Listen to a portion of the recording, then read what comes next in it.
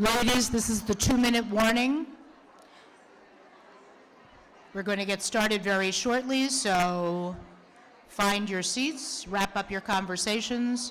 If we can have the vice presidents up here, Bobby Selnick, come on up and take your seats.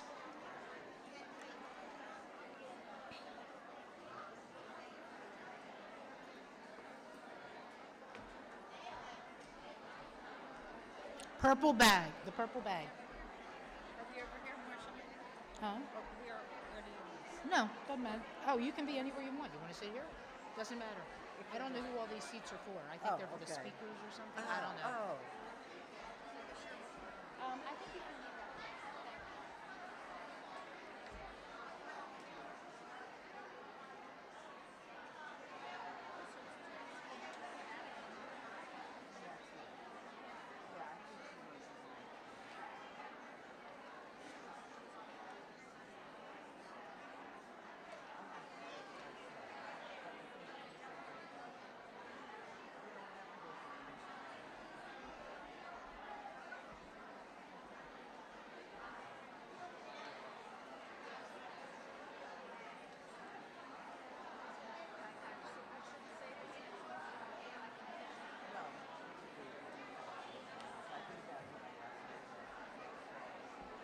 Okay, where's Gail?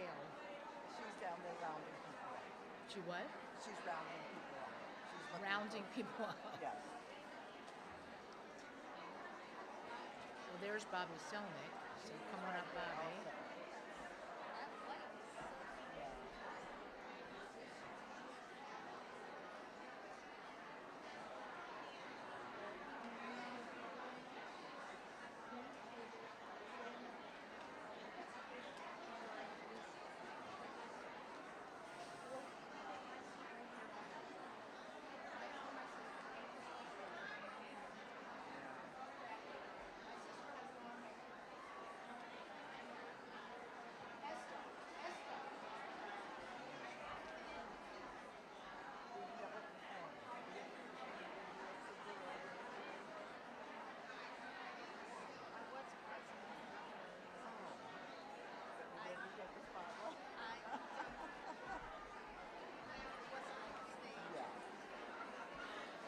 Ladies, we're going to get started. Please take your seats.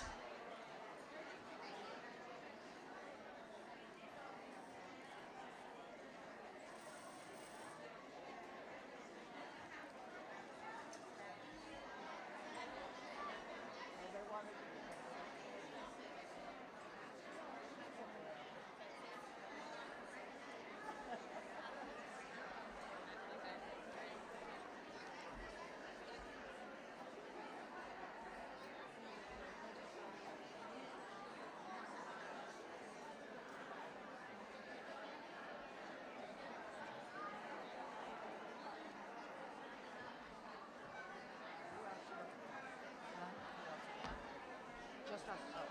Eva Savan is going to be down there.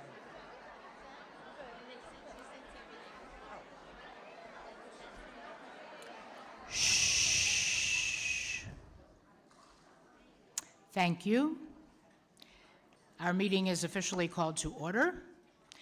I am Freddie Silverman, and my co-president, Gail Glick, and I would like to welcome all of you to our third fabulous Sisterhood Luncheon and program of this year. We have another great crowd, as you can see today, and once again, we will be running the business meeting from the stage so that everyone can see and hear us. People in the back, thumbs up, can you hear? Look at that. Yay! To avoid disturbing those around you, please refrain from conversations during the business meeting and, of course, during the speaker. Remember, we have an hour for lunch, so you can talk to your heart's content during that hour, but not before or after. Also, a reminder to please mute or turn off your cell phones. And I think I forgot to turn mine off. Just assigned my sister to do that. Remember, if you don't turn it off, it will still ring. Okay, don't just turn down the volume. An apology, we intended to have name tags on the tables today. There was a little bit of a mix-up, and there are no name tags on the tables. There will be going forward, so you will have name tags with pens on each table, and we would encourage you to fill them out and wear them so that you can meet other people. First, a few thank yous to reservation coordinator. These are without whom we wouldn't have these meetings without all of these people. So, reservation coordinator Michelle Weisbrot, along with her sign-in crew, every month. Michelle does a great job managing all the reservations and the last-minute changes, of which there are tons. To our decorations committee, I hope all of you, as you walked into the room today, saw how pretty it was, the flowers that match the season, whatever season we're in these days, considering it's going to be almost 80 degrees tomorrow again. The decorations committee has done a wonderful job making our luncheon setting very beautiful and inviting. Thanks to our food committee for putting together delicious and diversified menus. We hope you enjoyed today's lunch. And our program committee, headed by Dale Kahn and Robin Kleiman, has once again created an excellent program for us, absolutely outstanding. And we are looking forward to hearing our speaker's fascinating story today. We do have a few members with us. Normally they are wearing flowers. Today they are not. So hopefully, if you see an unfamiliar face, introduce yourselves. It's nice to meet new people. Please take that opportunity. Our Judaica shop is bustling and has beautiful merchandise. If you've looked in the windows lately, you might have seen the hand-painted Lazy Susans and the silver work. We're now carrying work by Michael Aram, which is absolutely gorgeous. If you have not been to the shop, treat yourself to a visit. It's right in the main hallway on your way to the ladies' room, very conveniently. And for your convenience, the shop will be open today after the meeting until the last buyer is done. So stop in, look around. If you don't have to buy a gift for someone else, buy one for yourself. Our Unique Boutique fundraiser will be in late April this year. We've already made a great start lining up some of our outstanding vendors, but you can help in two ways. We are always looking for contributions of gifts and services for the auction. And we're looking for, this year, we're trying to get donations of days or weeks at vacation properties, if you have a condo that you're willing to give a few days at, or any property outside of here where someone could spend some enjoyable time, please let us know. Anita Sherman is the coordinator of that. I can give you her contact information. If you have tickets to events after next April that you are willing to donate, for example, if you have season tickets to the Orioles and you're willing to give up some games there, we would also appreciate those contributions for our Unique Boutique auction. Thanks very much. We know we've got a lot of donors out there, and you can give either me or Gail your contact info, and we'll put you in touch with Anita. One of the things that everyone can do to help Sisterhood is to be a program sponsor, which means making a donation in memory of or in honor of someone or something.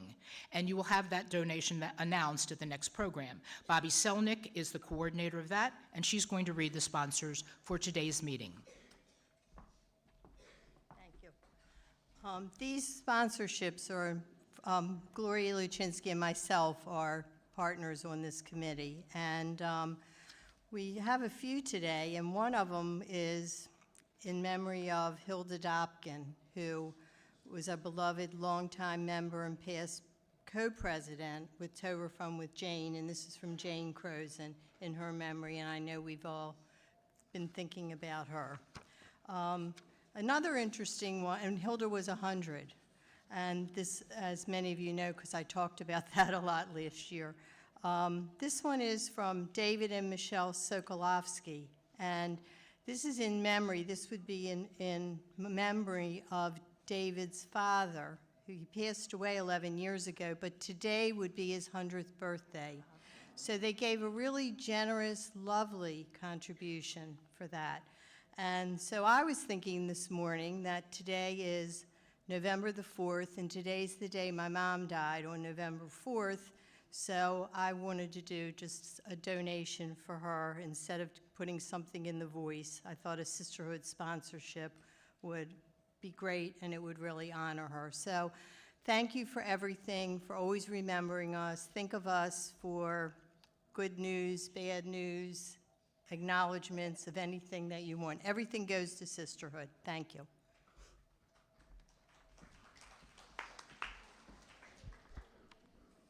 I'd like to call now the vice presidents to give their brief reports. Marsha Boonshaft. Thank you. Hi there. My first announcement is to thank Beverly and Esta for chairing the fabulous game day. If you all were here, you know how wonderful it was. My next committee is the Nitzvah Project, and Susan Himmel hosts a group, and any of you may join, on Thursdays at 10:30 at her home. And what they do is knit squares and put them together for people who are ill or homebound, and she would love if you tell her the name of somebody who might need one. They're just beautiful, and this is out in the foyer, so you can get a copy and get all the details. The next announcement I would like to make is Rabbi Schwartz's book review, and Lauren Lesser is the coordinator and chair of this activity. Again, out in the foyer, you can get your own copy. Rabbi will talk after the meeting on Wednesday, November 13th. It will start at 12:15. Bring your lunch, and drinks will be provided. Did I say February? Okay, I meant November. I'm jumping ahead. November the 14th at Har Sinai Oheb Shalom Synagogue will be at 6 p.m. will be a dinner for the Federation of Jewish Women's Organizations. Lois Balzer is the coordinator for this committee, so if you need any additional information, you can ask her. And there will be information in the scoop as well. The next wonderful activity is a biblio for December 11th, and again, there is a flyer for that.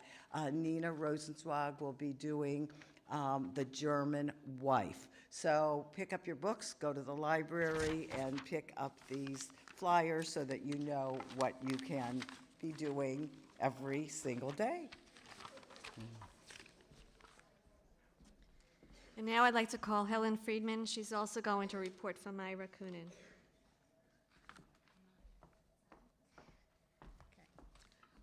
I just have one report. First of all, hello, everybody. I just have one report for Myra, which is the Jewish Theological Seminary. And we have a table in the back, and they're selling 6 cards for $20 to support JTS. JTS educates future clergy, and all of Beth El's clergy was educated there, so it's a great place to spend your money. Okay, my first report will be on the program on December 2nd. Our next general meeting and luncheon will be held on Monday, December 2nd. The program following lunch will feature our speaker, Jeffrey Kluger. Jeffrey is currently editor-at-large at Time Magazine, where he oversees Time science and technology reporting. He is also a regular contributor to the magazine. Jeffrey is the author of 13 books on diverse topics ranging from space to sibling relationships to our climate. He is the co-author of the book that served as the basis for the movie Apollo 13. Jeffrey, who is also an attorney, grew up in Pikesville and currently lives in New York. Next, we have the Meet the Authors report, and this is from the Sisterhood Program Committee, and they have again partnered with the Jewish Book Council to bring you another Meet the Authors 4-part Zoom series. One Monday night a month at 7:30 p.m., beginning in December, you can hear from diverse authors who have been handpicked by our committee. The first program in our series is on December 9th. It features the author Margaret Fox. Her book is The Talented Mrs. Mandelbaum, which tells the true story of Frederica Mandelbaum, a struggling Jewish immigrant in New York City. In January, we'll hear from Rossi. Her memoir, titled The Punk Rock Queen of the Jews, is her story about rebelling against the norms of a traditional Jewish upbringing. February's book is titled When Women Ran Fifth Avenue, and March is In the Shadow of the Greenbrier, A flyer with the specifics of all authors and their books, including registration information, is on the Sisterhood rack outside. And it's also on the website, and it should be on your table as well. Remember, you can watch these Zoom programs from anywhere, so if you're away for the winter, you can still join us. Okay, and I also was told to say that the Agus Library has a copy of all 4 books. Okay, the shredding event, which was on Sunday, October 27th, was a tremendous success under the direction of Sandra Cameron and Denise Franz. Thank you, that's nice. They both know that this isn't something they can do on their own and appreciate all of the volunteers who came out to help. Not only is this profitable for Bethel, but it is a wonderful service project offered to our Baltimore community. Okay, Sisterhood Shabbat, Merle Intner and Barbara Green are the co-chairs. They are proud to announce that the women of the Sisterhood conduct a Shabbat service at Bethel annually. Our next Sisterhood Shabbat will be held on Saturday, May 3rd, 2025, which seems so long from now, but it'll be here before we know it. It is a beautiful service followed by a delicious Kiddush. We are beginning to sign up members for various parts of the service, both speaking and non-speaking, and there's sign-up sheets located in the back today. And please join us on May 3rd for our very special event. Next is our social action, and that will be for the next meeting on December 2nd, and we'll be collecting toys, games, and books, and there's also a flyer in reference to this outside. Okay, let's see, what are we up to? The trip committee. The trip committee continues to meet and plan trips with variety. Last week, we traveled to New Jersey and spent a beautiful day visiting Grounds for Sculpture. Whoever joined us, it was just spectacular. Our November trip to see the Alicia Keys musical Hell's Kitchen in New York City is sold out, but please get on the waiting list if you're interested. And registration for our December 12th trip opened last Wednesday, and the trip sold out by the weekend. Once again, it's encouraged, if you're interested, to get on the waiting list. That trip will be to the Enoch Pratt Library, and also we will start the day with a docent-led tour of the restored and renovated Enoch Pratt Central Library, and lunch will be at Chipperelli's. Then that's included in the price of the rest of the trip. From there, we will head to the American Visionary Art Museum, where we have arranged a personal tour of some of the current exhibits by the founder of the museum, Rebecca Hofberger. And we are also going to be lucky enough to get a special tour of the Esther Krinitz Holocaust story, which features hand-embroidered pieces that tell Esther's Holocaust story. So, and stay tuned for our January and February Zoom trips as we transport you to Dubai and Greece from the comfort of your home during the cold winter. But just remember, if you don't get on a trip at first, please sign up, because often you will make it to the trip. So thank you. One brief announcement. The deadline for December 2nd's meeting with Jeffrey Kluger is on November 20th. Remember, the deadline doesn't mean wait till then. Please sign up before that. You can register for virtual attendance up until Friday, November 29th.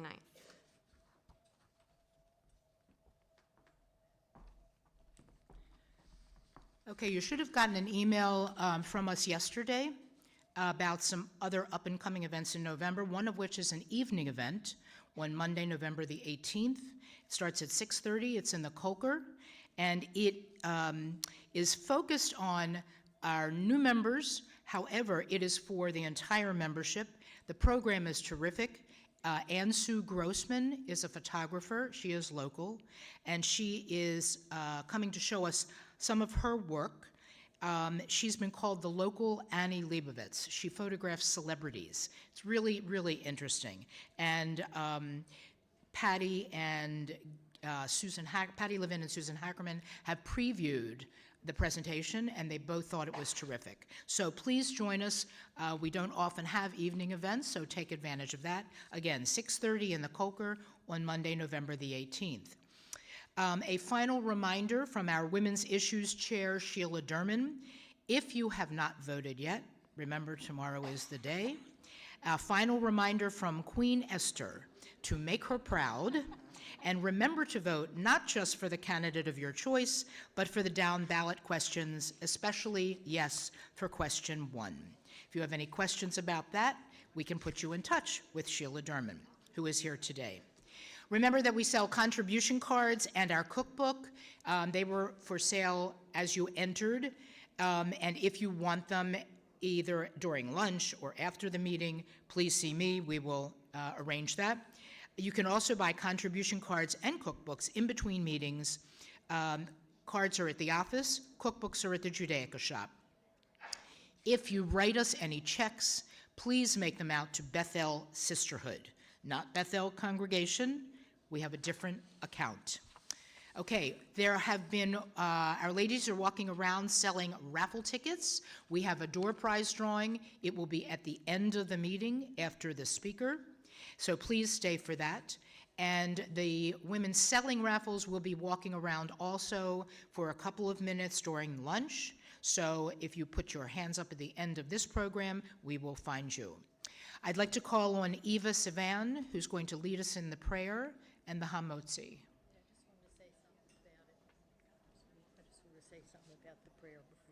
Okay. I just want to say, as Eve is coming up, that this is a prayer that Eva wrote. And it came to me that she had written a prayer and she wanted to share it. So while she's reading it, just keep that in mind, that this is written by her, which is unusual. This one. Yeah, that's Eva. Red is there. Thank you. I didn't volunteer. I was asked to do this. I'm embarrassed to do this, so let me make that clear. I'm not that proud.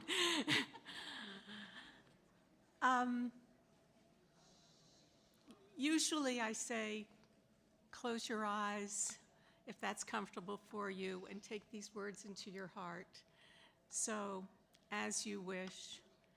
May we be safe and free from inner and outer harm. May all war and bloodshed cease. May peace come to the world. May we dwell in loving kindness. May we live in freedom from hatred and bigotry. May we be resolute in our pursuit of justice. May we be well in body, mind, and heart. May we have strength and courage in the face of personal and community challenges. May we know ease and joy. May we be mindful of our capacity to love and grow. May these words be heard by Ribono Shel Olam, and may we live under the canopy of your blessings, for now and forevermore. Amen. And if you would undo your chalot,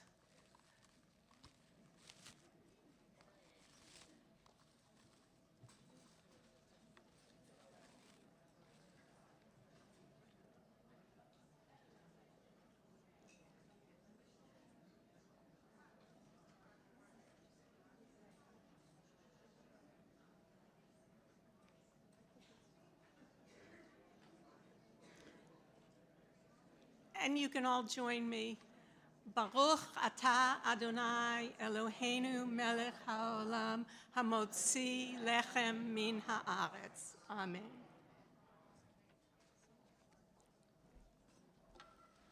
Thank you. Marlene Siegel will now call the table numbers for lunch. Please remember that once everyone has been served, there will be one buffet table with remaining food, and you can go back for additional helpings. Enjoy lunch. The table that is for seconds will be table B by the kitchen. All right, first table, kitchen side. Table A, table 2. Table 21B, kitchen side. Table 3, table C on the window side. And table 16, table D. Please go to the table that you are assigned so that everything will run smoothly.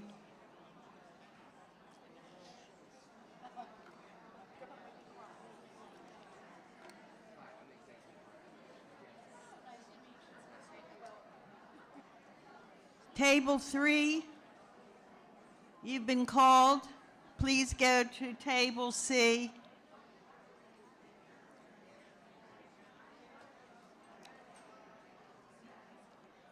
And table 2 was to go to A.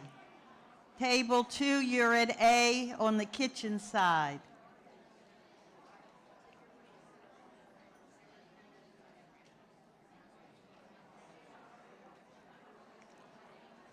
Table 1 on the kitchen side, go to table A. Because I don't know where your people are. I don't know where your people are.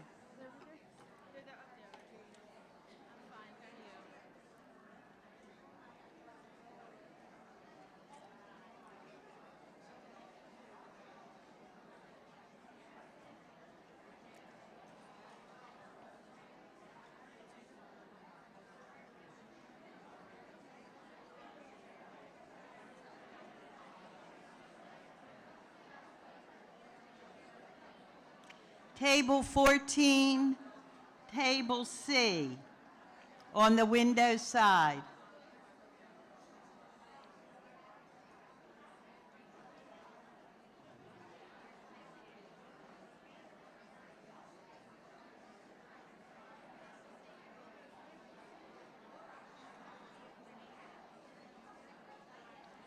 Table 22, B, table B, on the kitchen side.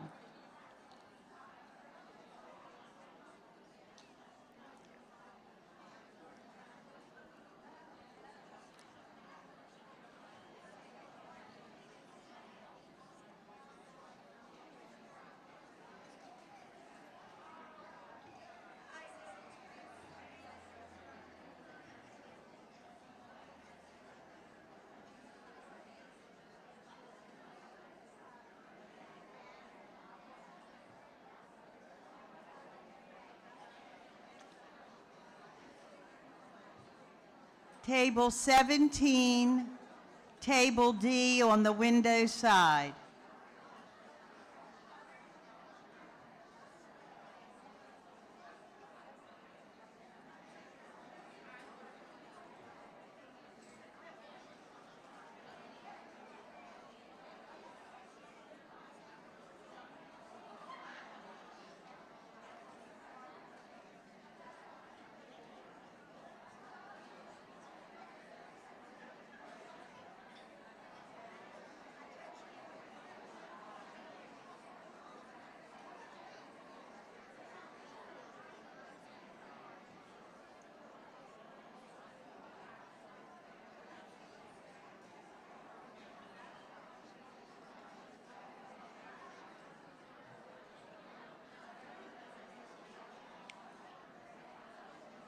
On the window side, table 13, go to C. 13 goes to C on the window side.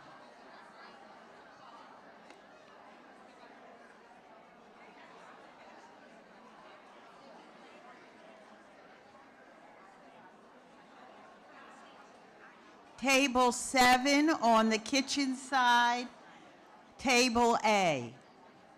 7 goes to A.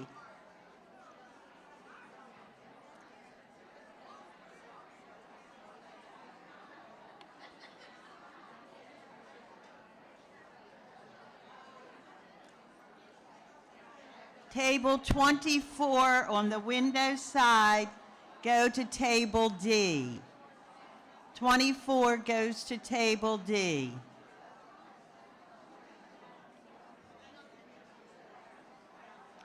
Table 8 goes to table A on the kitchen side.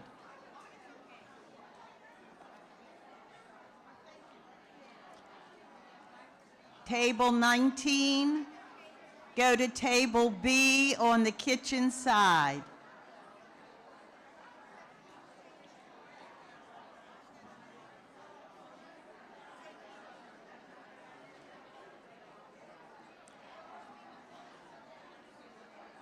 Table 23, go to table D on the window side. Table 4, go to table C on the window side.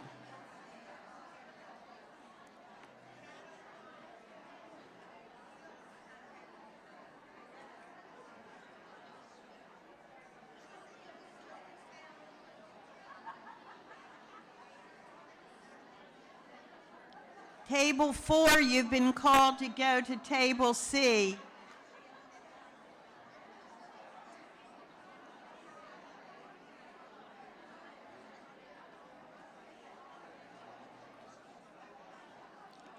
Table 18, go to Table B on the kitchen side.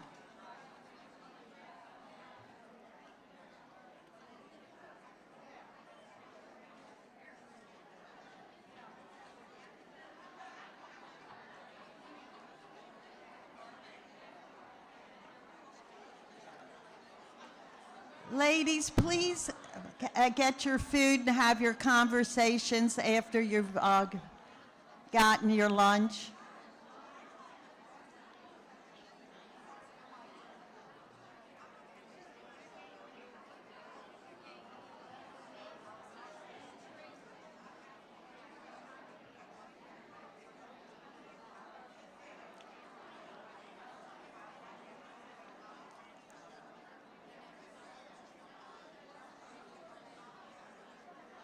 There is cranberry sauce, if you did not get that, at the table next to where you're getting your lunch.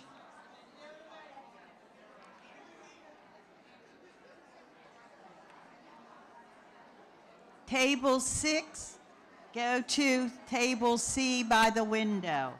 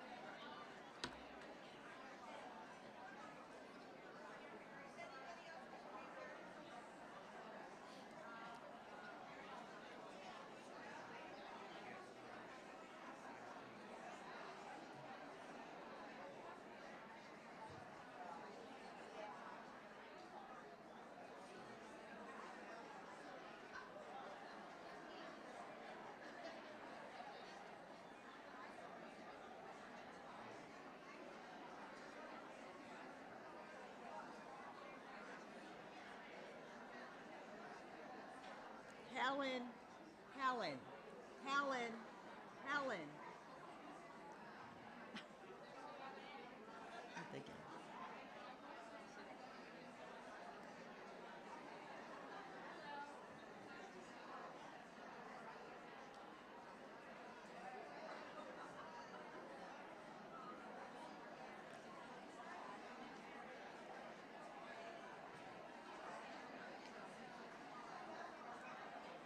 Where's Donna? Donna. Donna.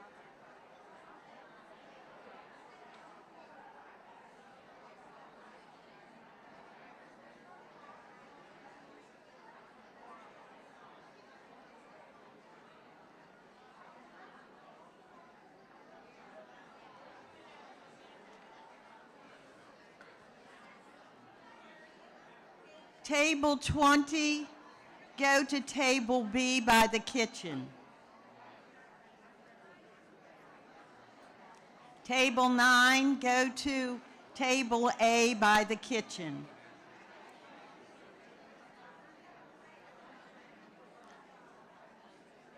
Table A, number 9.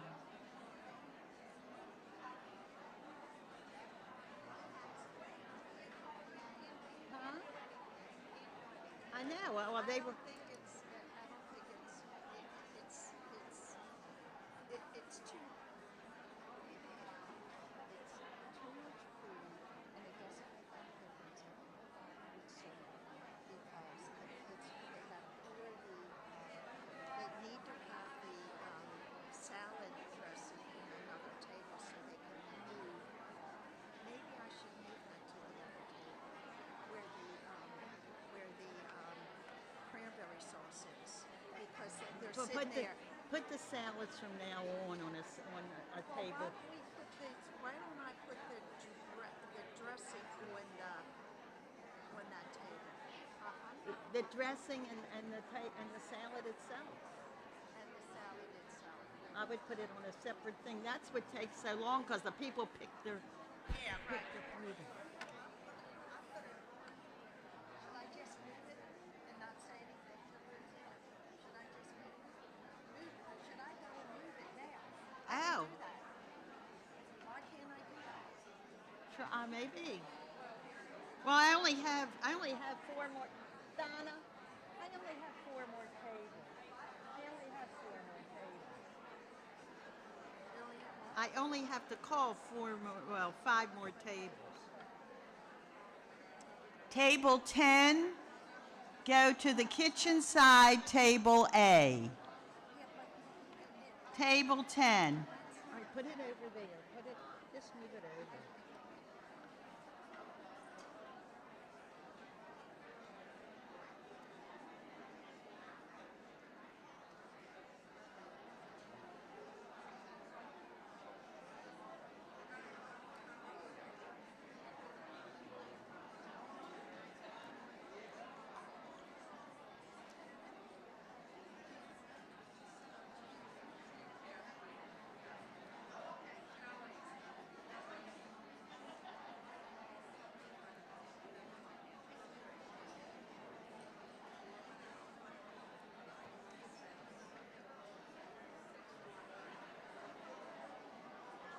Table 11, go to table B on the kitchen side. Are all the tables already called, or No.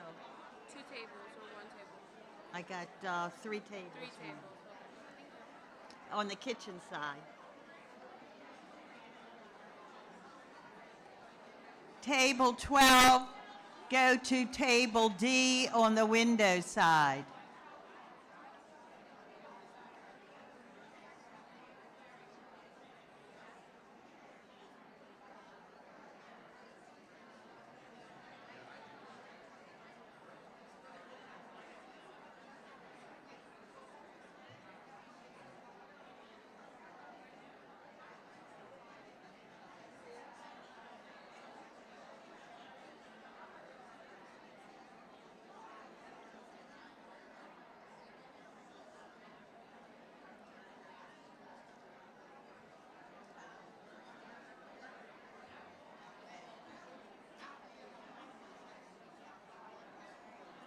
Table 15 on the window side, table D.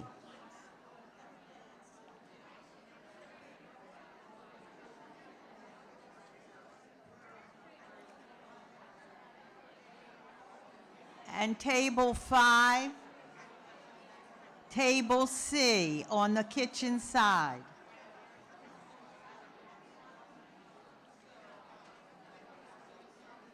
Remember that if you want to have seconds, it will be located on table B on the kitchen side.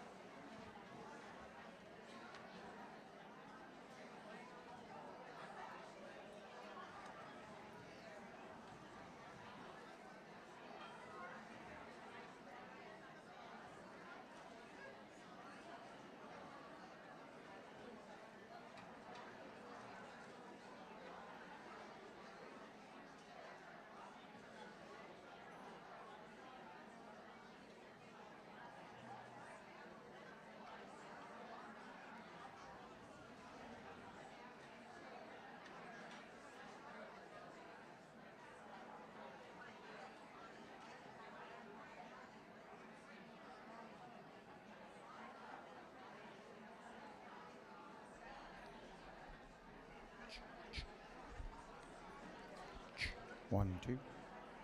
Hey, 1.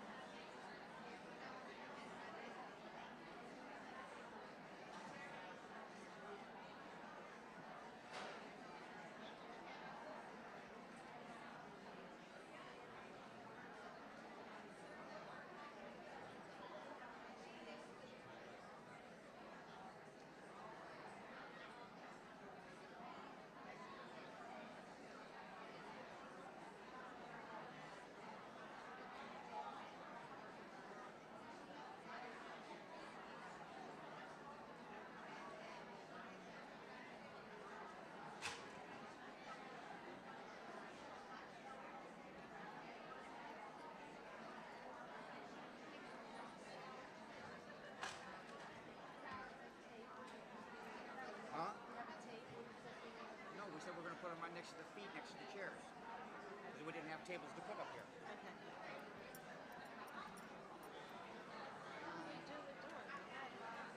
You know why? No, with the table. This last time he had a big card table. Member? Thank you. I want to go to Lindsay. Okay, you should be able to go now. Anything else? Do you think? Probably, but we should figure out. Then I'm gonna run away while I can. So maybe can you just move this? Is this going to be in anybody's way there? There what, huh? The people who are sitting here, would this Yeah, but be in a way? Are they finished with it? Basically, yes. Just need, wait a minute. Just need, No.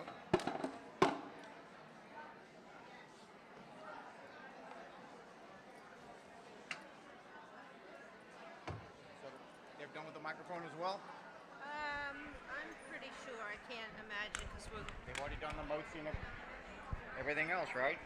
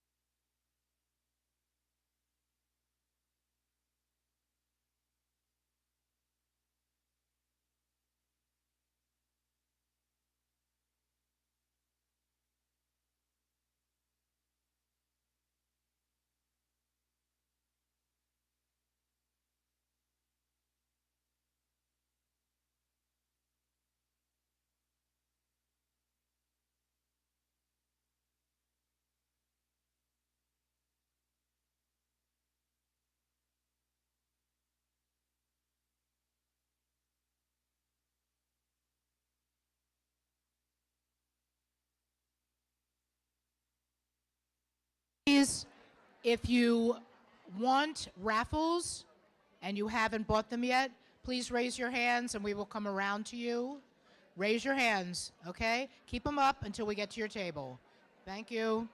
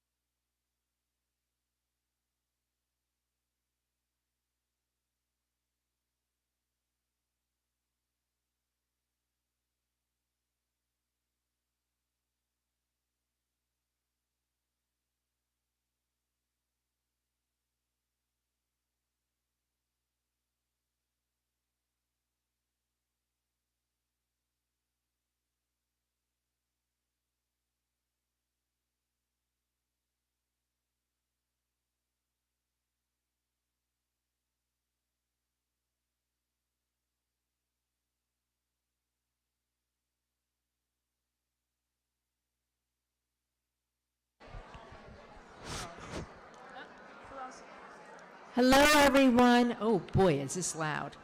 I just would like some of my beer cut singers to please come up. And in a few minutes, we'll be reciting the blessings after the meals. So I'm still waiting for more people. And Susan. Susan's coming. I know, she said she'd come up. She's coming up. Is Sharon here? Is Sharon Fryman here? Who? Sharon Fryman or Barbara? Where's your sister? I thought she was here. My sister? Amy was here. All right, tell her to come up. I don't see her though. Where'd she go? Yes. Sure. Absolutely. Amy. I know. Here she Sharon? comes. Is Sharon here? Barbara. Yes. Thank yes. you. Where's Sharon? She's shaking her head no. What? Sharon's not here? Thank you. That's okay. I do remember for her birthday. You singing? I know. Amy's coming. Okay. That's fine. We're getting. Is Frida here? Thank you. All right, ladies. In the middle of your table, if you don't know already, is the beer cup blessings, and it's opened up to the inside. Those of you who do not read Hebrew, there is no problem. You can always hum along, and you can also read it in the transliteration, which is somewhere at the bottom of each line. And I really, really appreciate how well you all are doing. I am proud of you, and I want you to just continue to join us. Also, the other thing I want to tell you is one person took me up on my offer and asked me by email to please send her the blessings, which I had on the computer, and I also had the voice blessings. So if anybody wants them, just send an email to Betsy Narrow and just say beer cup blessings, and I will send it to you just so you can hear them a little bit more. So from the beginning, and I think you're terrific right now. Haverai nivarech. Yehi Shem Adonai mevarach mi'ata v'ad olam. Bershut Haverai nivarech Eloheinu shelchalnu mishalo.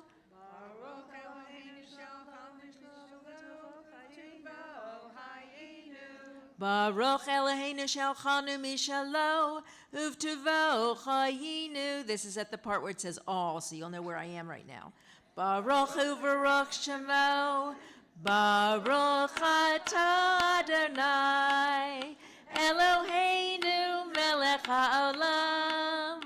Hazan et haolam kulo b'tuvo b'chein b'chesed u'rachamim rachamim. Who no chain lechem lechol basar ki liolam chasto uvtuvo hagadol. Tamid lo chasar lanu v'al yatzar lanu mazon liolam va'ed ba'avor shemo hagadol. Ki elzon uvarnes lakol.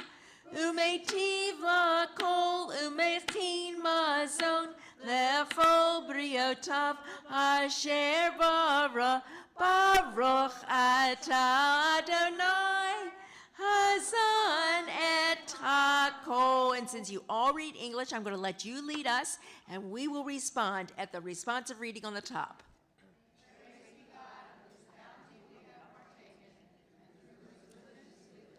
By your grace and loving kindness, O Lord, you nourish and sustain us. We thank you for our liberation from bondage and our heritage of freedom.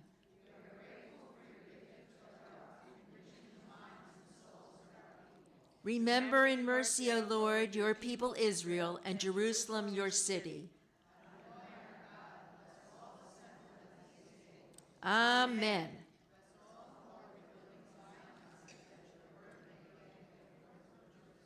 Amen. Amen. And the transliteration is on the page after this, so I'm reading it in Hebrew with the rest of my group.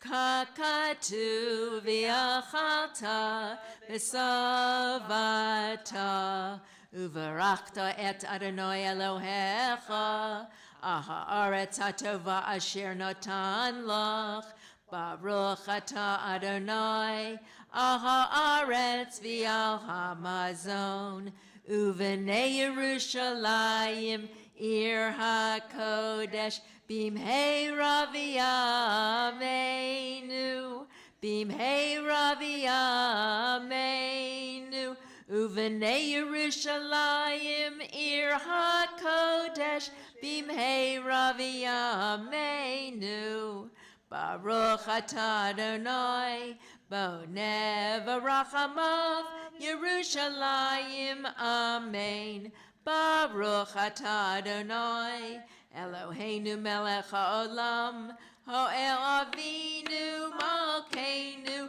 Adireinu Bareinu Goaleinu Yotzreinu Kadoshenu Kadosh Yaakov Ro'enu Ro'e Yisrael HaMelech HaTov HaMeitiv Lakol Shebachol Yom V'Yom Hu Heitiv Hu Meitiv Hu Yetiv Lanu, and that you all know. Oseh Shalom B'Romav Hu Ya'aseh Shalom Aleinu V'Al Kol Yisrael V'imaru Amen. Adonai Oz Li'amo Yitain Adonai Yevarech Et amo v'shalom. Everybody at the bottom, it says all, and this is in English, so say it all as loud as you can. May God give strength to our people and bless us all with peace. Amen. Yes, you're doing great. They did. I got it. Oops, sorry. That's okay. I pushed my toe back.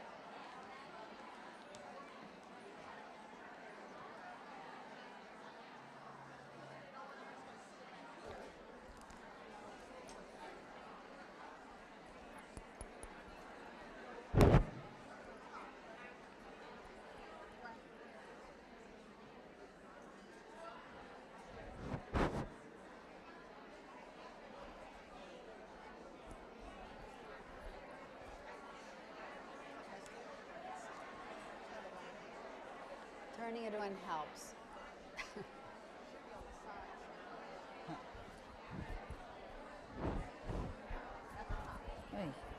There it is.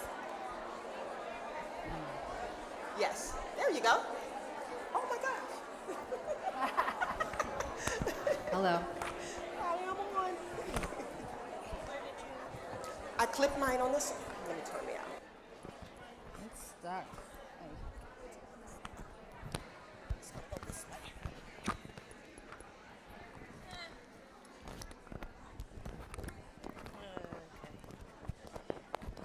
Okay, hold on. No.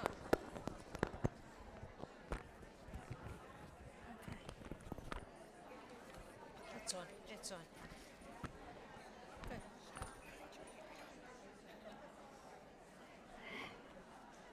Can I have everyone's attention, please? I don't think that's Can't loud. hear it. Is there volume? I'm gonna hold it. I'm just gonna hold it. Say that again? I'll hold it. Oh. Is there volume on this? What?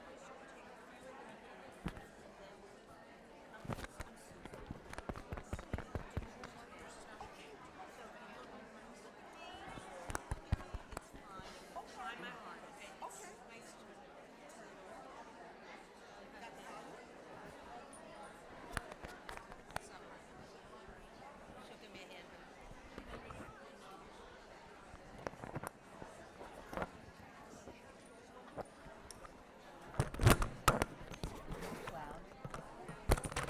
It's loud. It's loud. Can you hear me? Freddie? Freddie?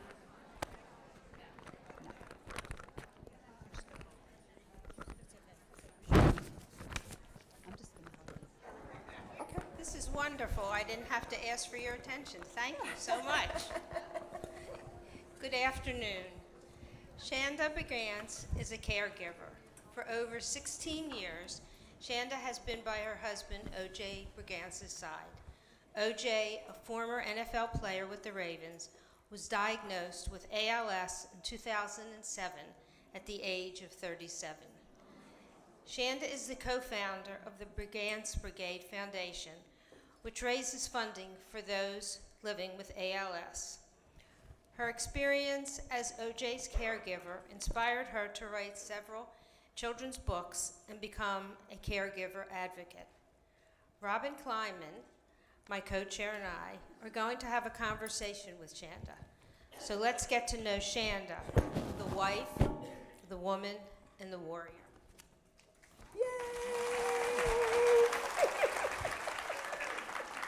Okay, Shanda, let's start way back to life before OJ.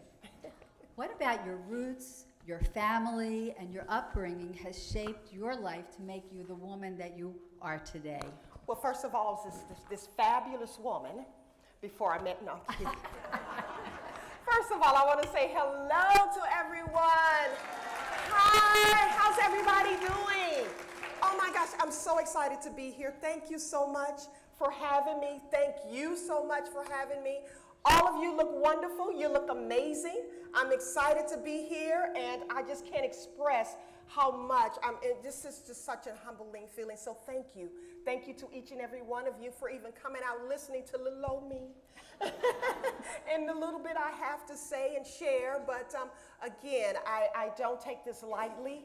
I appreciate it so much, and thank you, thank you, thank you. Now, to get back to that good question about... Do you remember it? Yeah.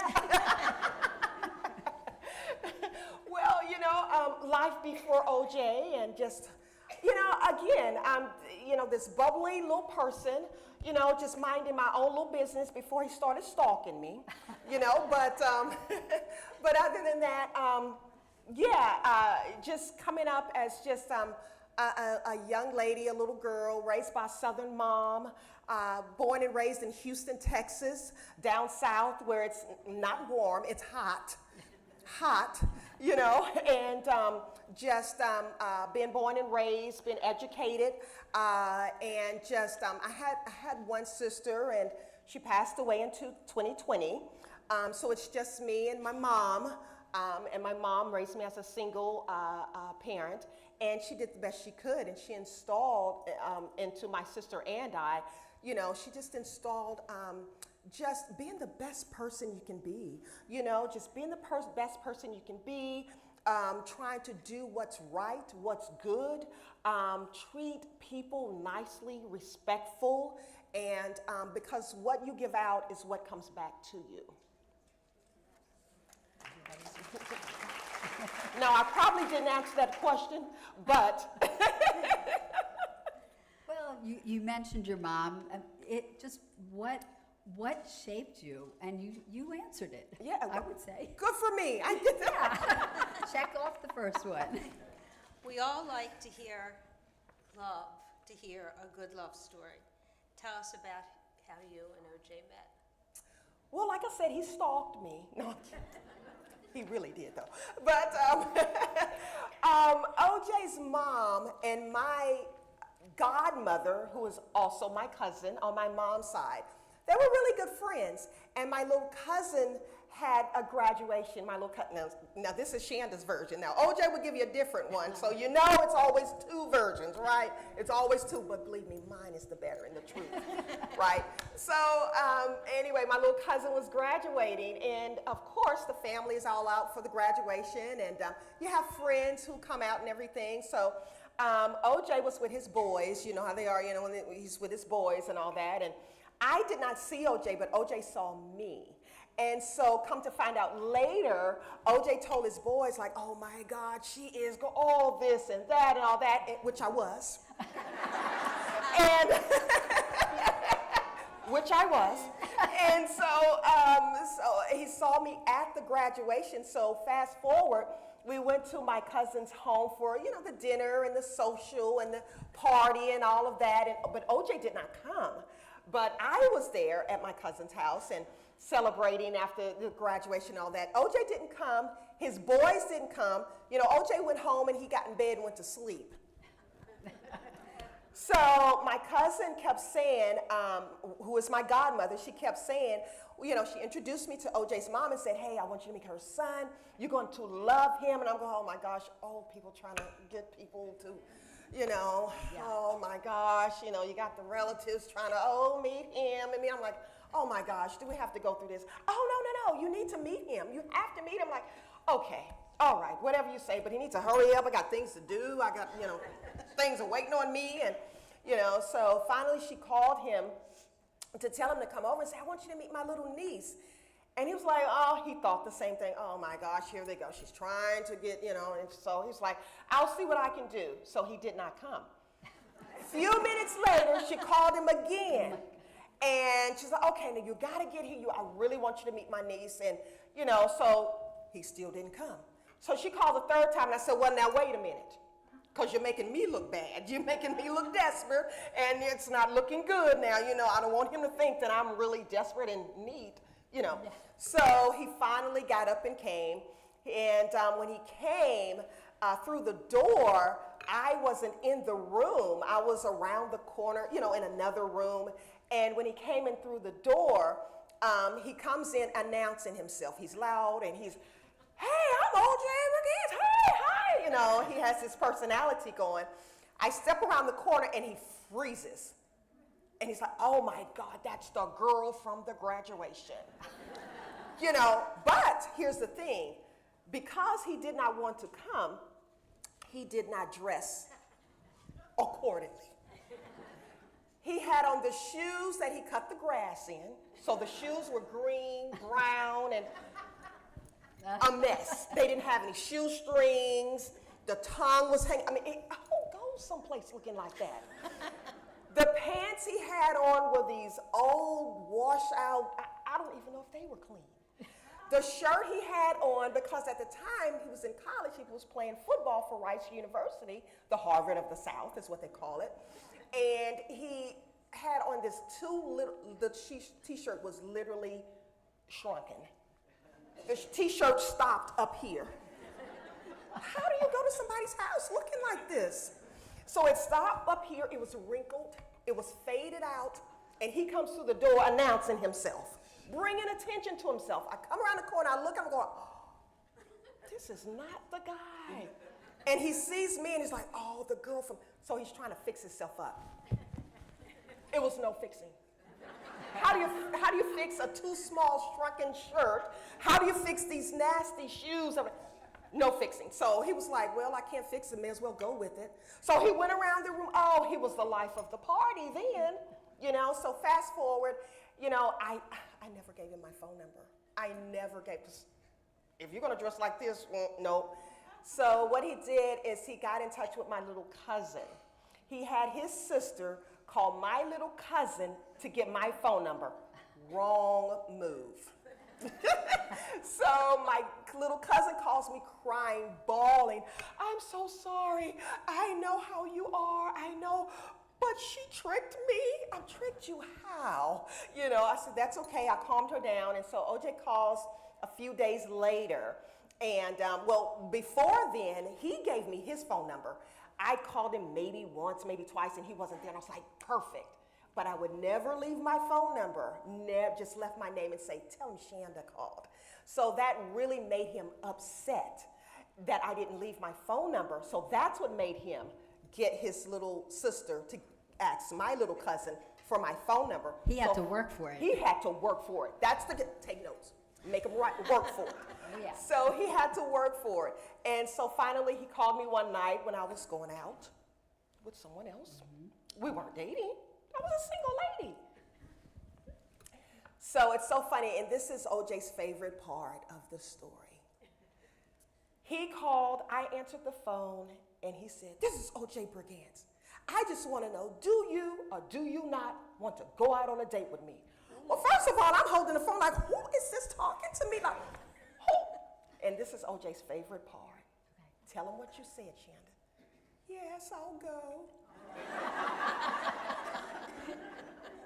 And here we are 30 years later. He loves that part. Tell him what you said. Tell him what you said. You know, after all of that is, you know, all of that. But he's a great guy. You know, what really attracted me to OJ, he was such a gentleman. I mean, really a Southern gentleman. Opening the door for me. Whenever I get in the car, he made sure he put my seatbelt on me. I mean, I just have to move. I just sat there like the queen that I am, and he would put the seatbelt on, he would walk around, and he would drive me. Now, mind you, he had this little duster that when we hit a bump, it went on the bumps, and I'm going, oh my gosh, are we gonna make it? And he's just driving, smiling.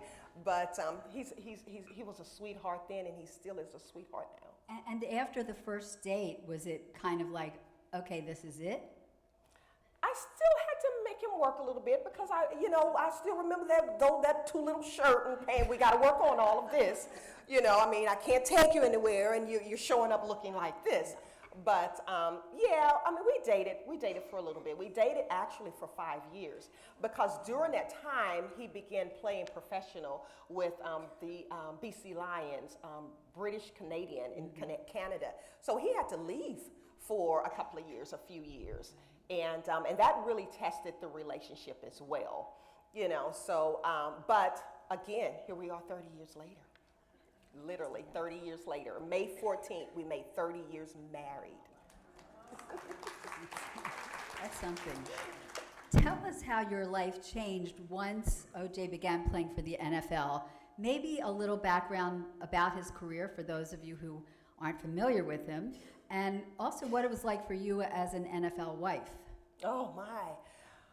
Well, before he came to the NFL, we played, as I said, CFL, the Canadian Football League, and he did that for about 5 years. But out of those 5 years, and he won a Grey Cup as well. I mean, the first time we went to the Grey Cup, we did not win, but the second time is when the league had moved into the States. And that's when we were here in Baltimore with the Baltimore Stallions, and we won the Grey Cup. So OJ is, you know, he is in history with Baltimore because he's the only player and will be the only player who's won 2 championships for the one same city. And so he's won the Grey Cup here and he's won the NFL here as well. So, but coming from CFL was a little different. Coming to NFL in a very good way, though. Very good way, because CFL, as wonderful as it was to give us our start, CFL,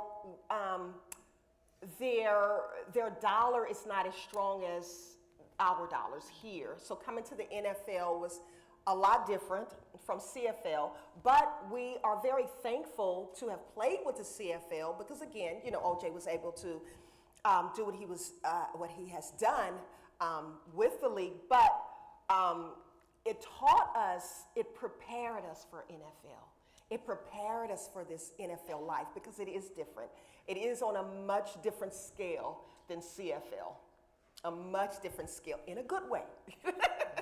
And just to, you know, walk in that arena, coming from CFL, again, it prepared us and taught us that, you know, you have to be smart with what you've been given. You know, you have to be smart in how you carry yourself. You have to be smart in who you surround yourself with. So we had a chance to learn that, to whereas a lot of these guys, I can't say this is the reason why, but a lot of them, they come straight from college or high, you know, straight into the NFL.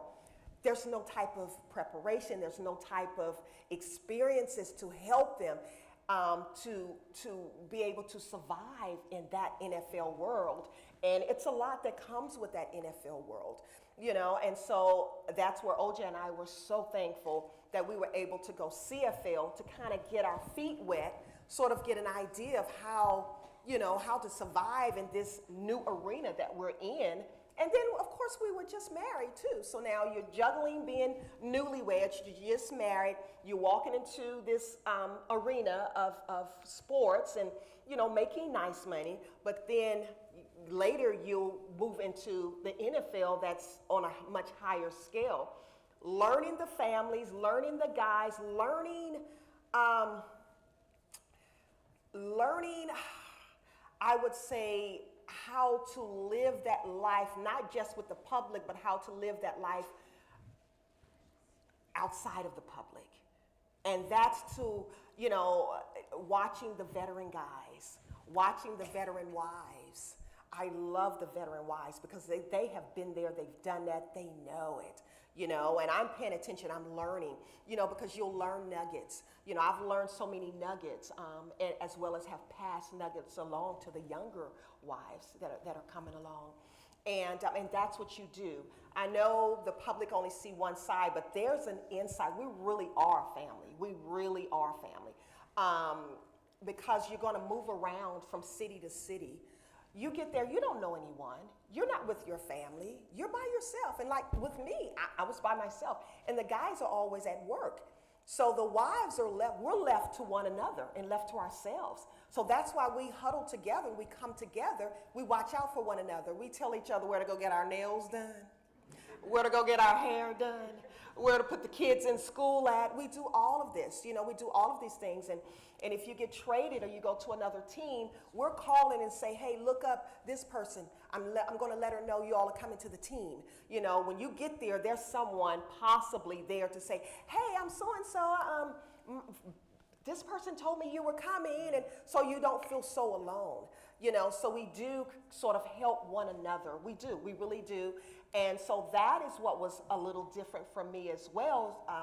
Before coming into the arena of sports that we came into. Because again, like I said, I was raised by a single mom. I mean, you just have your family, and then my sister, you know, so that was it. And then I'm newly married, and I'm just coming into this.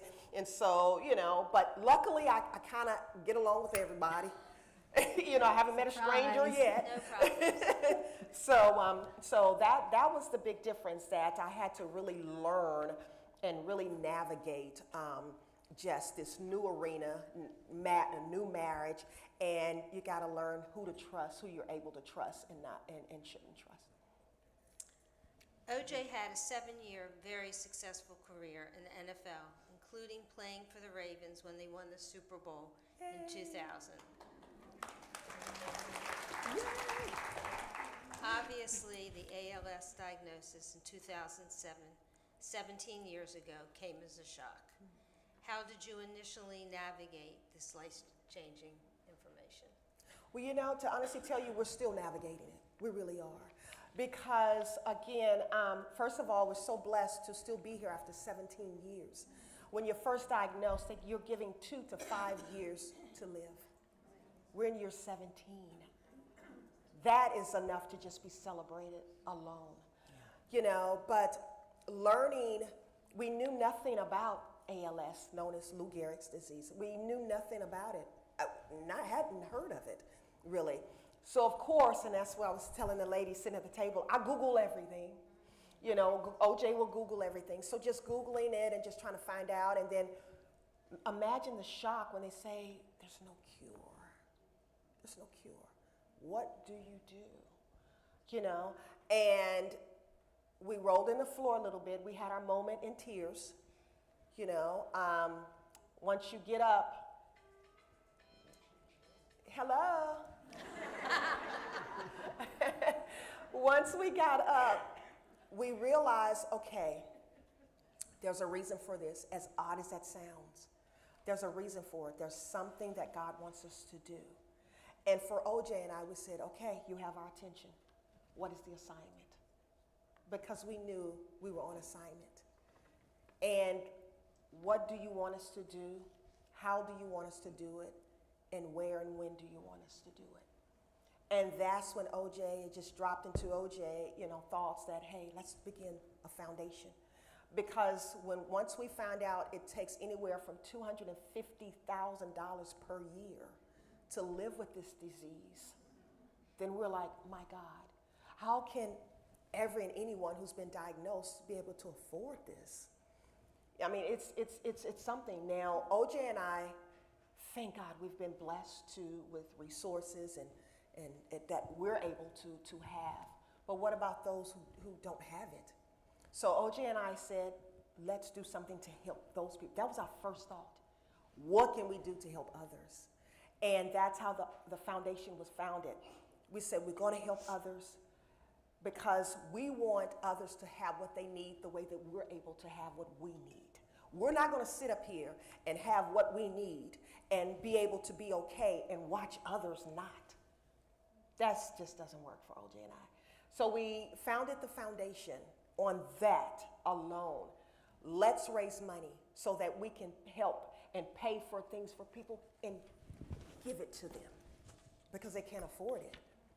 And that's what we do with our Brigance Brigade Foundation. So yes, it's changed our lives. You know, it's changed our lives living with this disease. It's changed our lives with me being a caregiver. I've never been a caregiver before. Now, yes, I give and can care, but caregiver, you know, I've got to figure out how to navigate that, you know. It's just a lot, you know, it's a lot. It is a lot. It's not easy. He wanted to be here today because he's so excited for me, but he said, Shanda, go ahead because it takes so much to get him up, going, and, you know, we can do it because we've been doing this for so long. He said, it's your day, it's your time. You just go. I'll hear about it. You know, I'll be praying with you and praying for you and believing that it's going to go well. And say you're going to be with 2 amazing women up there and everyone. And yes, it's changed our life tremendously. But I think it's changed our lives in a way for us to know that we all still need one another. We all need one another because we never know what we're going to wake up having to have to face. Either that day or for the rest of our lives, we'll have to face it. And so it's changed our lives by knowing that we are here for a reason. Would we have chosen ALS or anything? No, we would not have. But guess what? It was chosen for us, and guess what? We said, okay. We put our hats on, roll up our sleeves and said, what's the assignment? It's not easy, but it is doable.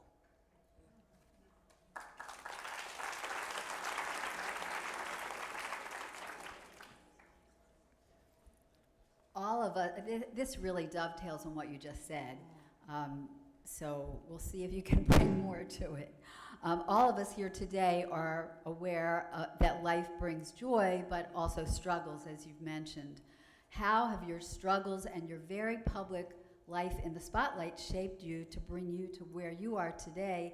And I think another question that I can add to that is, you know, how do you take care of yourself? Well, first of all, being in the spotlight, why not? Somebody has to be the messenger. Somebody has to be the sacrificial lamb, per se. You know, being in the spotlight is not for OJ and I. It's for those who need to see that they're not walking alone. You know, because again, there's so many people who have and who are, and we could have too. We could have just stayed home and just stayed in our little house and just went through this all alone. But no, we have an assignment. We want to let others know that they're not alone. We want others to know that we're here walking this walk with them. We want others to know that we understand, we feel, and we're right there with them, their loved ones, or whomever is going through this. So yes, we have, per se, an obligation to be in the public's eye with this, because why not? Why not? Someone has to be there, and we're okay with that. We're okay with that. You know, it turns out that the more we're out there, the more we're learning about more and more people who are being diagnosed. You know, there are more and more people who are being diagnosed with this, and we're learning, you know, we're meeting new people. God, we meet the greatest people. Look at all of you, we meet the great, not that you have ALS, but the greatest people. We meet the greatest people, you know, and they know that we support them. They know that we're there for them. And it has, again, it's changed our lives. And for me as a caregiver, like I said, I'm learning daily, because this disease changes daily. You know, you go from one thing, you know, like OJ, when he was first diagnosed, he felt a little something in his arm. You know, when he's playing racquetball, he thought it was an old football injury. Okay, so we go and he has it checked out. And so fast forward, you know, it's ALS, okay? He's still walking, but then the walking starts getting a little difficult. He's talking, that gets a little difficult. He's swallowing, that gets a little difficult. So it goes through stages until now he's in the wheelchair. He was in the wheelchair within maybe about less than a year. He was in the wheelchair. So some people, it moves pretty fast. Some people, you know, it will move slowly. It may go one direction in people. It may go another direction in people. But at the end of the day, it is what it is. And so learning to navigate through that, and me learning to be the caregiver, I've got to learn how to care for him and how to be there for him, because at the same time, being his caregiver, I'm his arms, I'm his legs, I'm his voice. Imagine that, because you know me, I'm busy. I'm always talking. So, and sometimes he just sit there and he'll get on his computer. Okay, thank you, Shanda. Okay. But you know, it's a learning process. It's a learning process. But at the same time, like I said, it's our assignment, and we've accepted it. The Brigance Brigade Foundation was created by you and OJ soon after he was diagnosed with ALS. What is the mission of the foundation? Like I said, again, when we look at our pals are our mission. Helping them and them understanding to know that they are not in this alone. We are raising funds. We're raising awareness. We want people to know more about ALS and how they can be a part of helping the foundation help people who are in need. Because again, none of us in this room know what we're going to wake up having to face tomorrow, even as we lay down in our beds tonight. We don't know. And even if it's not you, it could be a loved one. You know, it could be anyone. It could be a loved one. It could be a neighbor, anything. So we want people to know that the Brigance Brigade is here. Now, do we have all the answers? Maybe not. We don't. But what we do know is that we can help in the ways that we are trying to help, and we can help bring awareness, and we can connect with people like you and others to really come along the side and help us in this journey, and to get through this journey, and to let people know that they don't have to face this alone. We've heard that you say that you feel blessed to be chosen, to be the couple, to be able to help people living with this disease.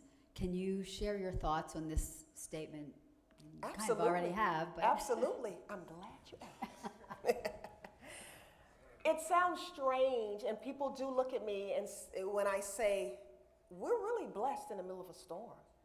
You know, we really are. It's a lot of times how you look at things. And that could be anything, not just ALS, not just a sickness, but it's how you look at it. How you look at it, because if you look at, if we view it in a certain way, we get the upper hand of it.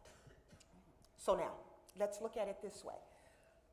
Someone had to be trusted with it. And when I say trusted, meaning along the line, we have been given this challenge or this assignment because we were trusted to follow it through. There was trust of wherever it came from, wherever it fell out the sky from. OJ and Shanda, it was said, hey, let's give this assignment to OJ and Shanda because I'm going to trust that they're going to bring awareness to it. I'm going to trust that they're going to invite people to walk this walk with them. They're going to be trusted to help others. They're going to be trusted to allow people to know and see how they are important and how anything can possibly happen to them. So that's how we've turned that around. You know, someone else, which is sometimes we kind of think, oh, give it to somebody else, but someone else could have been given this. But because I believe somewhere along the line that we were trusted to follow through with the assignment and to trust that we weren't going to make this about us. And we don't make it about us. We make it about what it is. And that means we have been blessed with that honor. Not blessed with having ALS. We've been blessed with someone or something has put that trust in us that I would be sitting here today. And I wouldn't say, oh, no, can't make no. But I would be sitting here today speaking to you.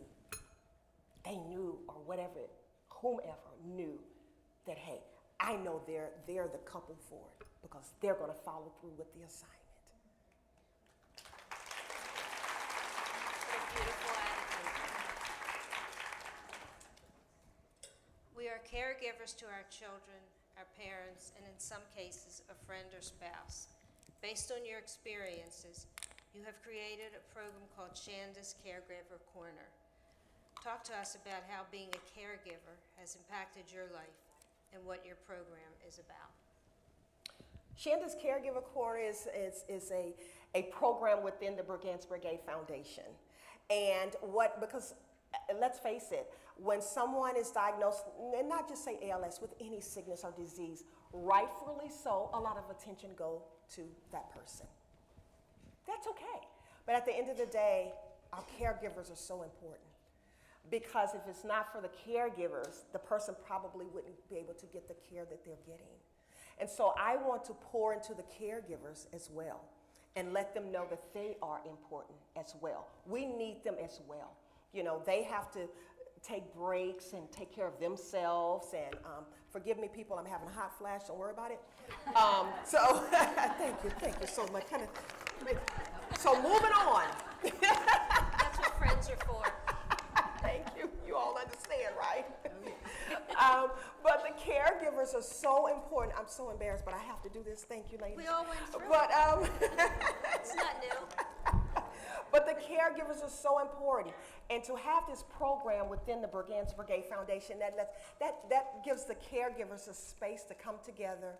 We laugh, we cry, we fall asleep, because sometimes they're tired. Literally, really, we will do like a yoga class or something. We look up, half of the ladies they are fast. We don't wake them up because sometimes we get tired, you know, and that's not just physical, but mentally, emotionally, we get tired. And although a lot of attention go to the person who is living with the sickness, and by the way, just a side note, it's not just the person who is diagnosed with whatever sickness or disease. It's the whole, it's a rippling effect. It affects everyone. The spouse, the kids, the relatives, the friends. It affects everyone, you know, but the caregivers, you know, we want them to know that they're important. We want them to know that they mean something. They matter. They are just as valuable as well. Not because we're doing that because we need them around to take care of the person. We want to let them know because they're human. They're human too. And they too deserve the love, the support, lifting up. Look, tell them I'll call them back later. So the caregivers, and so we brought that program in, and what we do is we Zoom, I mean, people, they could be in-state, out-of-state, and we just all Zoom, and we come on there, we talk, we laugh, we have a good time. We help one another with, because a question or two may come up, well, how do you deal with this when this happens? And how do you deal with that? We help one another. Oh, I deal with it this way. Like, oh, really? And they're taking notes. And, you know, we really help one another in that type of way. And if I tell you, I don't know how to explain when we get on that Zoom together. It's such a joy because you're with like-minded and like experience. You know, they have the same experience that we have, and we don't have to explain it. We don't have to explain ourselves. We don't have to explain what we're going through. We all know, and we just get so happy. Sometimes we get just off track of what How many people? Usually time maybe about 10 or more, and that was before COVID. So since COVID, of course, a lot of things did stop with COVID. But, you know, we're in the process of rebuilding and building it back up and bringing it back because we have, you know, people who are asking, when are we going to start the caregiver corner up again? When are we going to start it up again? And we just had a good time. We just take an hour. And now don't ask me about the ladies who fell asleep. I don't know how long they're still asleep. But on the Zoom is an hour, you know. But we just have a really good time. And we wind up being friends, even outside of that, you know. But we're in a space that understands us and gets it, you know, and we don't have to explain. Do you make time for Shanda? Now, I try to. I really do. I try to make time for Shanda because, well, OJ he's got a lot going on, and he still goes to work every day, and he's at the office every day. I mean, even yesterday he had to give a speech in the locker room, and you know, they love him so much. And Tell him what he does. OJ is I'm sorry. OJ is the senior advisor to player development with the Baltimore Ravens. Yes.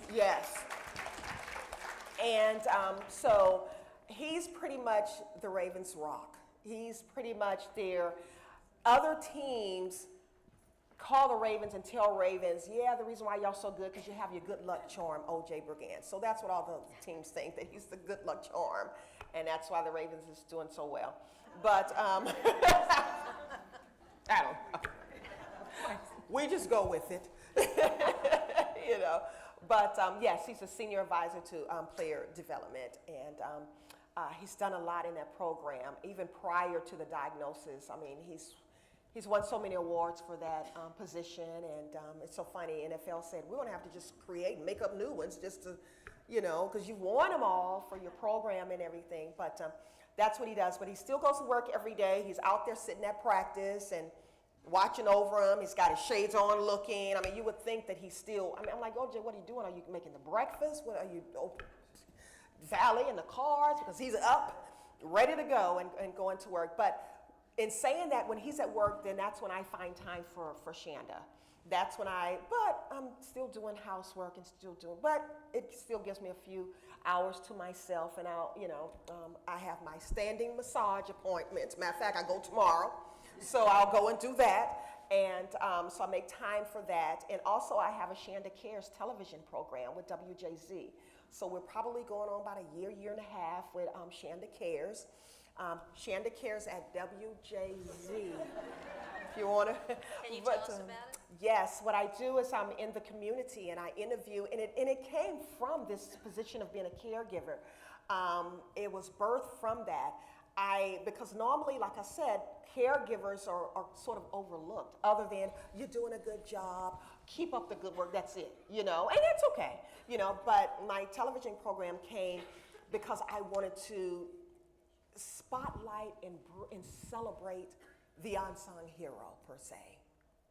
And let them know that Shanda cares because you care, you know?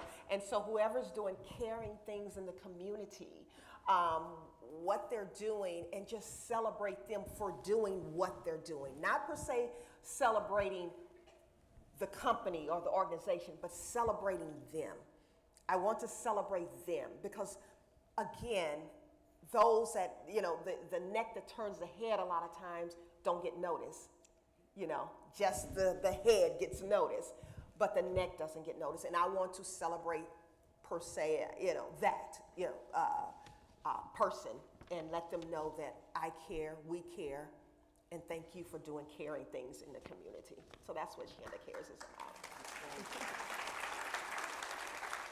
And speaking of Shanda Cares, kind of in the same vein, you've got a series of children's award-winning books called The Chant. No, Shan.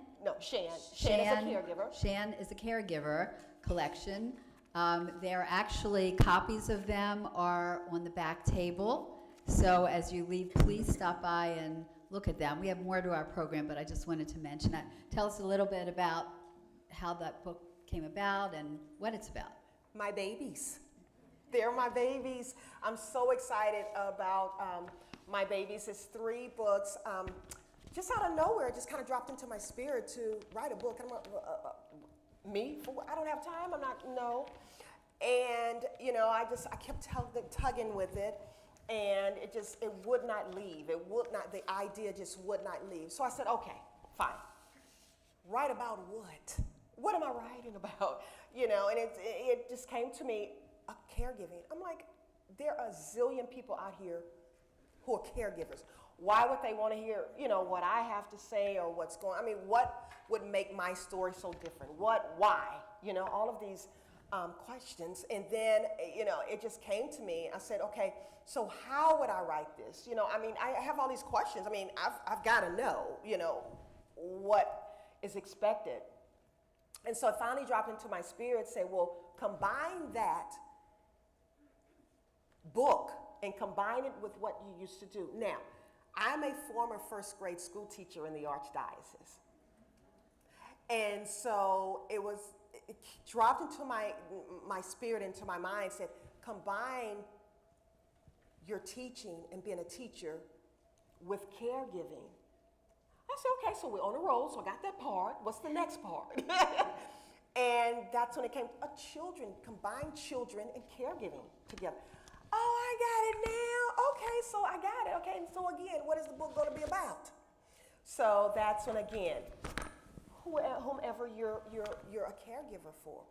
Oh, OJ, okay. So the first book is Who Cares? And it's about a cute little girl named Shan. That's me. Caring for and being a caregiver to this cute little boy who's in a wheelchair who has ALS. And OJ's name is Orenthial. O-R-E-N-T-H-I-A-L. So, of course, the little boy's name is Ren from Orenthial. So Ren and Shan are so cute together. She's, you know, they're having fun together and all that. So I'm like, okay, good, got that done. It's like, no, you're not. I'm like, now what? You need to write another one. I'm like, okay. So I kept saying it's number 3. I'm like, I'm doing good to do 1, but you want me to do 3. So when you spend time by yourself, you do a lot of kind of talking to you. So, so I said, okay, well, what is the 3rd one going to be about? Well, at the same time, OJ was diagnosed with ALS. My grandmother was diagnosed with Alzheimer's. So I'm on the plane every other week because she was in Texas, and that was for years. So I'm taking care of OJ here this week. The following week, I'm on the plane to go and take care and check on Grandma. So that went on for a number of years, back and forward, back and forward, back and forward, taking care of Grandma. And that's a whole nother testimony by itself. But so I said, well, that's the 2nd book. So the 2nd book is about cute little Shan, me, and Grandma. So, which as I call her Mom. So it's Shan and Mom is the 2nd book. And then the third book, I'm like, okay, so now I'm really out. What are we doing now? So it's like, well, just talk about caregiving and what caregivers should do, and can you give some advice to caregivers? So that's how we have 3 books. And people are like, okay, when the 4th one? I'm doing good to have the 3, you know. But so they're in the back. Please, they're available for purchase. My website, www.shanda-minor-brigance, because Minor is my maiden name, and I kind of wanted to keep that going. My parents had 2 girls, and now I'm the only girl left, so I still want to keep Minor as well. So shanda-minor-brigance.com, and to go on the website, because if it's not a title back there, if we run out, because I know my 3rd title, I don't have many copies of my 3rd title that the last title that came out. So I don't have many copies of that. So I do have a few copies, but again, please go online, go to my website, and it's the most adorable, of course I would say that, but it's the most adorable website. And just kind of check out the website and check out the information there, and just kind of read some fun things on the website, and it'll also show you how to purchase more books if you like. Thank you. I think it's time to open it up to questions. Do what? We're going to have 2 Oh, people okay, thank you.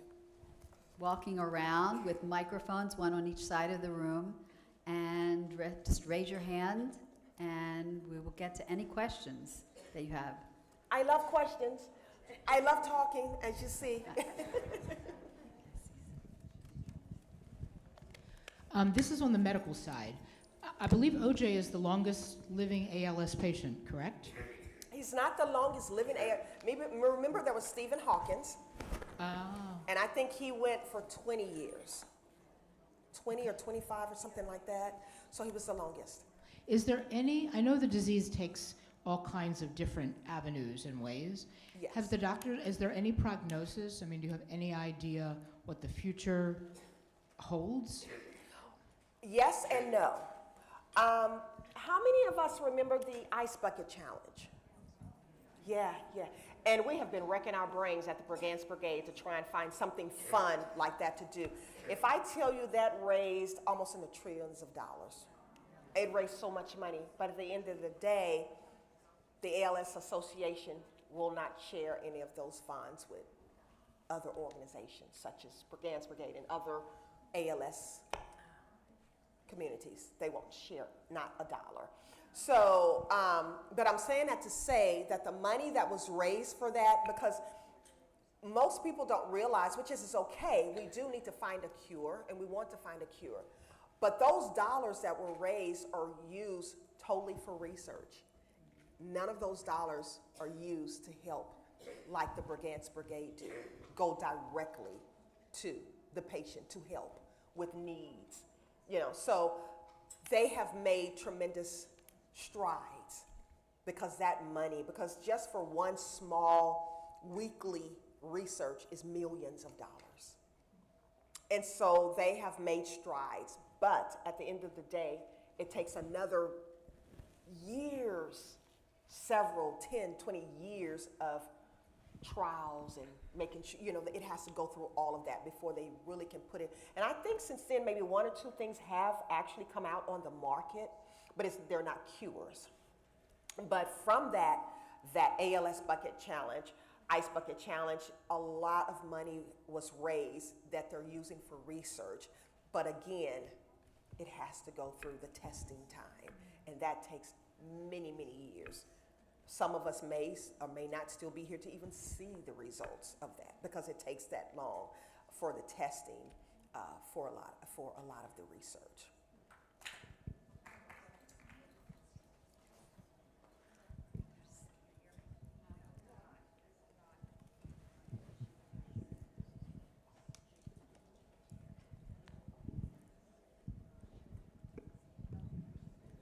Hi, Shanda. Hello, gorgeous. So my question to you is, you've spoken about yourself. I'd like to know your thoughts from your husband.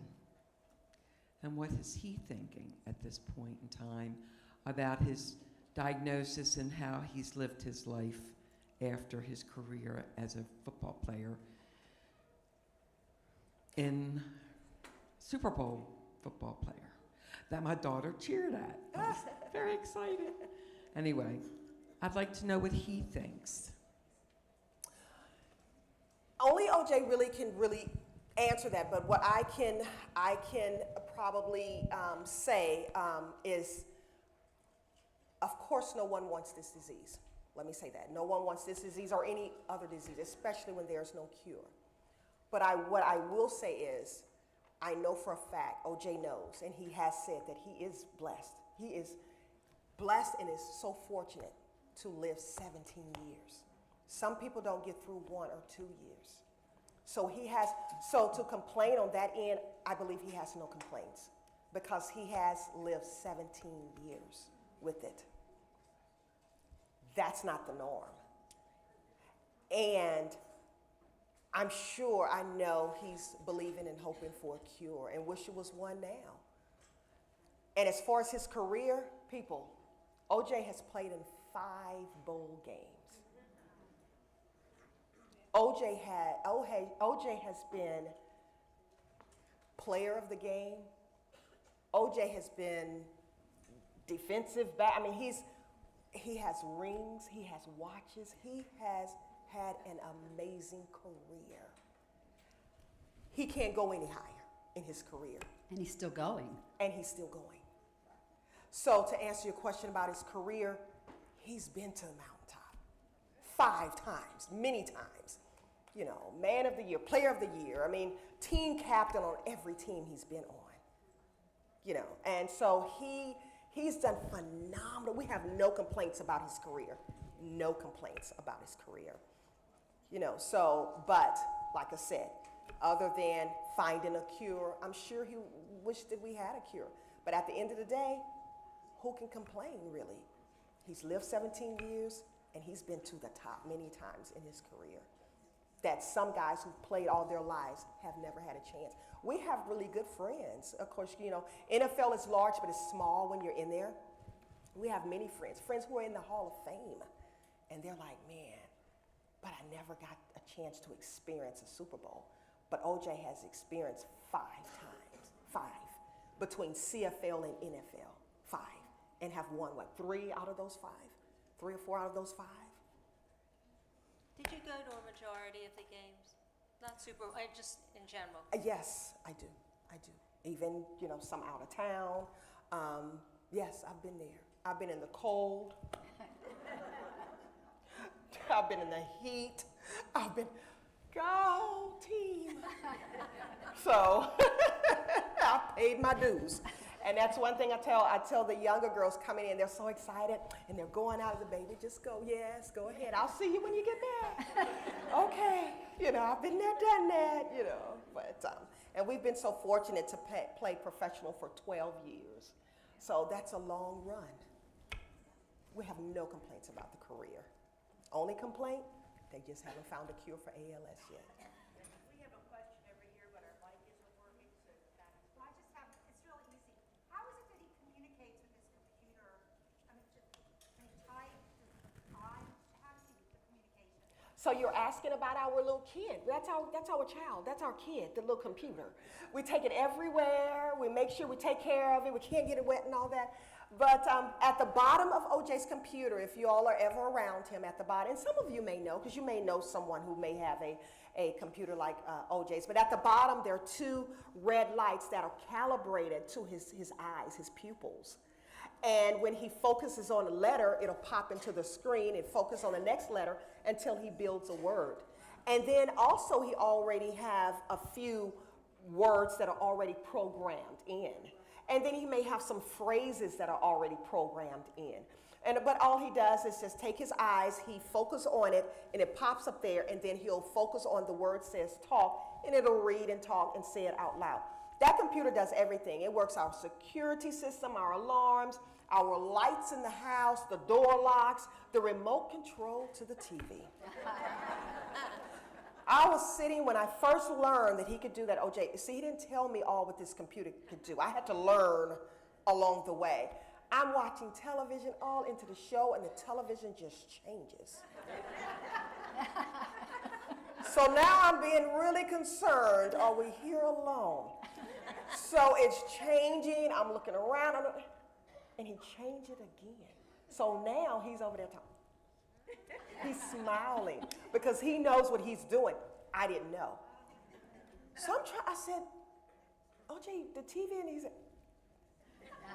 I said, OJ, and then finally I put it together. OJ, are you doing that? Because he's a techie guy. So he's learned all the ins and outs of that computer, and he's doing it all with his eyes, you know, and so he's changing the channel. He's turning on the radio. He's doing...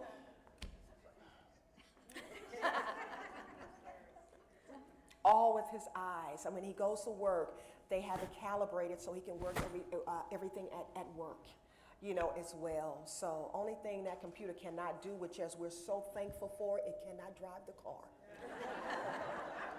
It's coming. But he sits there and he takes his foot. If he wants you to go, oh, you don't want to go down that road. Okay, I'm driving. He'll take his foot and he'll kind of can move it a little bit and he'll kind of kick the chair. I'm so funny. I ignore it. And if he really wants to get my attention, he likes to, his teeth, you know, I'll ignore it. And then he'll go. And then, you know, he'll get my attention. But yes, it's calibrated to his eyes. Okay. Outside of you being his caregiver, the question is there other staff that help you with day-to-day needs? Yes. She's asking about other staff. She was asking, outside of me being the caregiver, do I have other staff or other help to help me? And yes, I do. We'll bring in outside nursing help whenever they come to work and whenever we can find them, but that's another side note. But we have other nursing care nurses who will come in who will help us through a nursing company. But we have been really blessed. We do have one of our nurses, because for us, it'll take anywhere from 5 to 6 nurses for us. But we have one who has been with us since day one. So when we talk about being blessed and being fortunate, that's another area. You know, he's been with us since day one, and he's very good with OJ. He's very good with OJ. He's retired military, a nurse or something from the military, and he's very, very good with OJ, and he knows ins and outs. Sometimes I'll have to ask him, okay, what's going on, you know. But for the most part, yeah. But now he's been with us since day one. But yes, but managing that outside help, that's another job within itself. It is. I think we have time for one more question. Actually, I don't have a question. I have a comment and an appreciation. I've spent more than 35 years of my professional career working with children who cannot communicate. And the unintended benefit, one of the many, with OJ and the augmentative system that he uses, is that it models for all of our children who cannot verbally communicate that they can have a life and that they can communicate and they can have a job. And I just personally wanted to thank you and to thank OJ for being those models for our families and our kids. Thank you so much for saying that. Thank you. And that goes back to, again, when I was saying we're not doing this for us. We're not doing this for us. There are people like she just mentioned who see, and it gives them hope and let them know that, you know, it can be done. They can do it too, you know, that it is possible. Well, I think we've come to the end. Shanda. Oh, wait, she has one more. One more. I'm sorry? What day and time are you on WJZT? It's on Mondays, and they will announce it. It's supposed to be every other Monday, but sometimes it's not, because things happen in the news segment where they may have a breaking story, and like right now, the election, so they're totally focused on the election right now, and I'm sure after the election how all that's going to go and all that, so they're totally focused on that and things that may be going on around Baltimore. But it's normally on Monday mornings at 9 a.m., between 9 and 9:30 a.m., and maybe 9:30 in the mornings. Can I interject one thing? I know Shanda personally, and what you see, it's not working. I know Shanda personally, and I've seen her with AJ. She's amazing. And what you see here, that is Shanda all the time. She is just an amazing person. Thank you. OJ and I we love you all. We love you and Ray. We really do. Like Dale was saying, we've been knowing each other for years, a long time, and they have been so amazing, so amazing. So thank you, Thank you. for being our friends. Thank you. You are certainly a model. Thank you. I just want to wrap this up by saying that we all know that we never, Babies. Yes, my babies. we never know what life has in store for us. You can't buy time and you can't buy mental health. You have reminded us that we do have choices in how we handle hard situations. Your strength, your resilience, and positive attitude are an example to all of us. Our power to choose our path forward through adversity can help us all to make the most of the lives that we live. That is a gift that you have given us. Thank you. Thank you. Thank you so much. Thank you. Stop by the table in the back. You can look over the books and You can't buy health, but you can buy her books. It's been such a joy. Thank you all again for listening to Little Old Me and for coming out. And here are my books. They're on the back table. And please feel free to stop back there and say hello to Drew. Drew is my executive director with our Brigance Brigade Foundation. Say hello to Drew. Drew is back there, and he would love to see you and love to talk with you and say hello. Thank you all again. Thank you so much.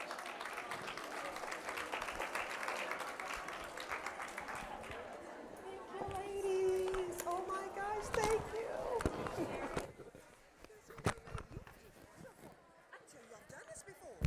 I told we only once, and that was with Dawn Moore. Dawn Moore.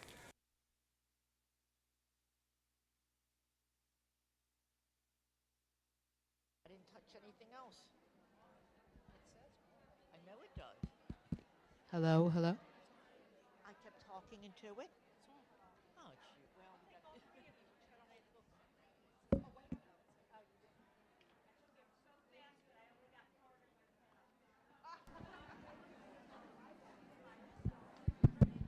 Well, Ladies, we're going to have the raffle drawing. And we will have two winners, so we're going to call two different numbers. Hang on. Let's see if Shanda can do it.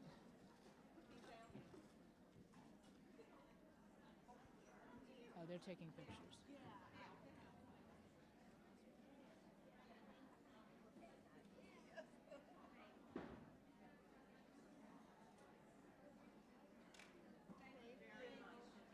Shanda, pick a number.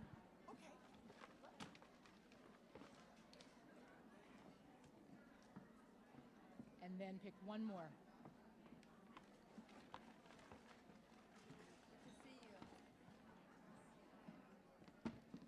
Okay. All right. Here we go. Our first winner is 952033. 952033. We have a winner. It's coming back to you. Put your hand up. There you go. Okay. Second number from a completely different part of the reel of tickets. 263671. 263671. Do we have a winner? Come on up. Never mind, we'll come back to you. Coming back with an envelope. Ladies, would one person from each table please take the centerpiece and bring it to the side table by the window? We would appreciate that. Thanks very much for your attention. Oh, also bring the runners, the orange runners from your table, please remove those, and if you would, bring those over to the side, to the window wall as well. Thank you.